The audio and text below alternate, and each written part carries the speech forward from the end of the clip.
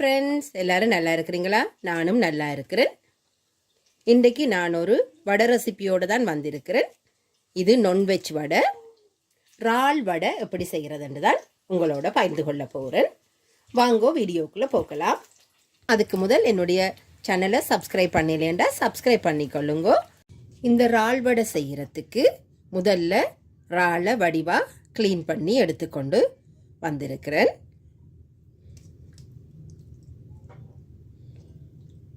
பாருங்க, எப்பவும் இறாலை க்ளீன் பண்ணிக்க இந்த அதன் முதுகு பகுதியில் ஒரு கோடு போட்டு இதில் இருக்கிற அந்த கருப்பு பகுதியை நீக்கி இவ்விடத்துலையும் இருக்கிற கருப்பு பகுதியையும் நீக்கினா கூட நல்லது. நீங்கள் இதில் கொஞ்சம் வாளோட விடலாம். எனக்கு அது விருப்பம் இல்லைன்றபடியாக நான் ஃபுல்லாக அப்படியே கோது முழுசாக நான் இதை நீக்கி எடுத்திருக்கிறேன்.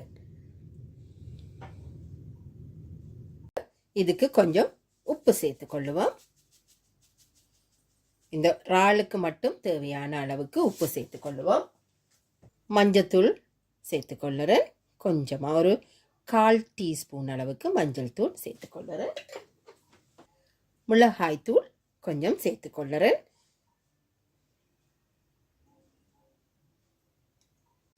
இதை இப்போ வடிவாக இந்த இறாலை இதில் அவ்வளவு முழுவதுமாக படும்படி அப்படியே பிரட்டி எடுத்துக்கொள்ளுவோம்.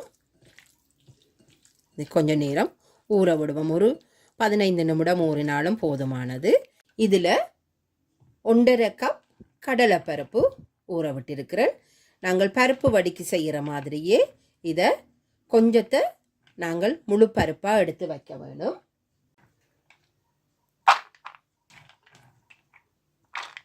இதில் ஒரு 1/4 கப் அளவுக்கு கொஞ்சம் குறைவாக முழு பருப்பை எடுத்து வச்சுக்கொள்ளுவோம். இதை நாங்கள் இப்போ அரைச்சி எடுக்க வேணும். இதை இப்போ மிக்சி ஜாரில் சேர்த்துக்கொள்ளுறேன். 2 அல்லது 3 பூண்டு பற்களும் கொஞ்சம் இஞ்சியும் சேர்த்துக்கொள்ளுறேன். தேவையான அளவு உப்பும் சேர்த்து அடித்து எடுத்துக்கொள்ளுவோம். நல்லாக சாஃப்டாக வர வேணுமென்று அடிக்க தேவையில்லை. கொஞ்சம் நறுவலாகவே, அதாவது கொறுகொறுப்பாக அரைச்செடுத்தாலே போதுமானது. ஊற வைத்த கடலைப்பருப்பை பாருங்க, நீங்கள் வடிவாக இப்படி பிடிக்கிற அளவுக்கு பதமாக கொஞ்சமாக தண்ணி விட்டு அரைச்சி எடுத்தாச்சு.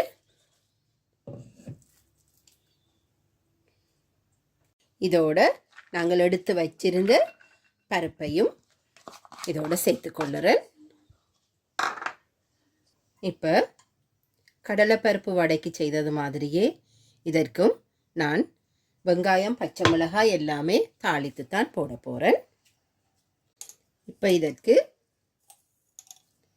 1/2 டீஸ்பூன் பெருஞ்சீரகம், 1/2 டீஸ்பூன் நற்சீரகம் சேர்க்கிறேன்.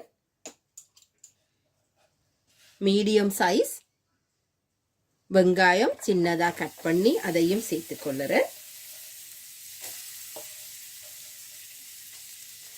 அதோட 2 பச்சை மிளகாய் சின்னதாக வெட்டினது சேர்த்துக்கொள்ளுறேன். காரம் வேணுமெண்டா நீங்கள் கூட சேர்த்துக்கொள்ளலாம். அதோட கறிவேப்பிலை சின்னதாக வெட்டி அதையும் இதோட சேர்த்துக்கொள்ளுறேன்.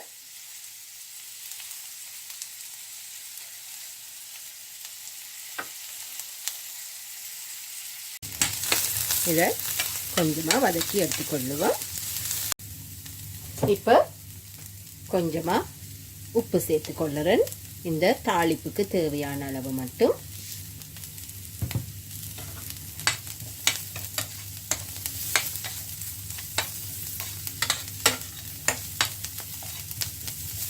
நல்லா வதங்க தேவையில்லை, எங்களுக்கு இவ்வளவும் போதுமானது. இதை இப்போ எடுத்துக்கொள்ளுவோம்.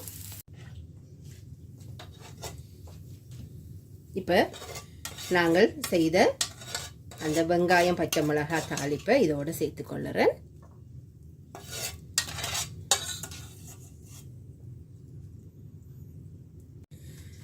இந்த தாளிப்பு கொஞ்சம் சூடாக இருக்கிறதால ஒருக்கா இந்த பருப்போடு மிக்ஸ் பண்ணி போட்டு கரண்டியால் பிறகு கையால் குழைச்சி கொள்ளுவோம்.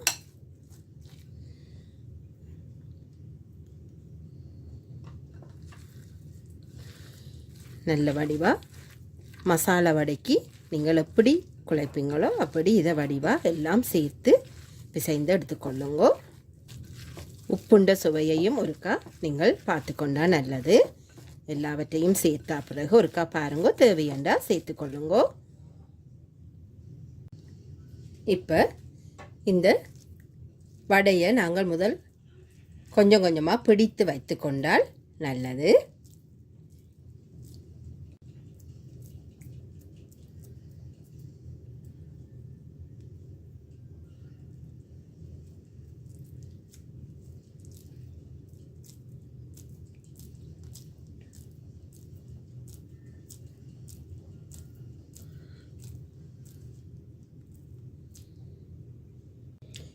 இறால் வடை எல்லாமே நான் இதில் வடிவாக உருட்டி எடுத்து வச்சிருக்கிறேன். இப்போ பொரிக்க போகிறேன்.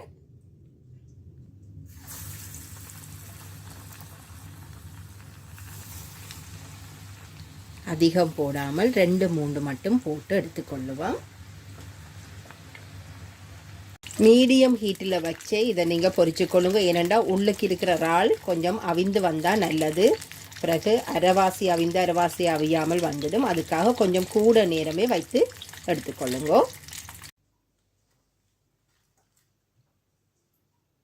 பாருங்க எவ்வளவு முறுமுறுப்பாக வெளியில் முறுமுறுப்பாக இருக்குது. சாப்பிட்டு பார்ப்போமா? மீண்டும் இன்னொரு வீடியோவில் உங்களை சந்திக்கிற வரைக்கும் தேங்க்யூ. பாய்.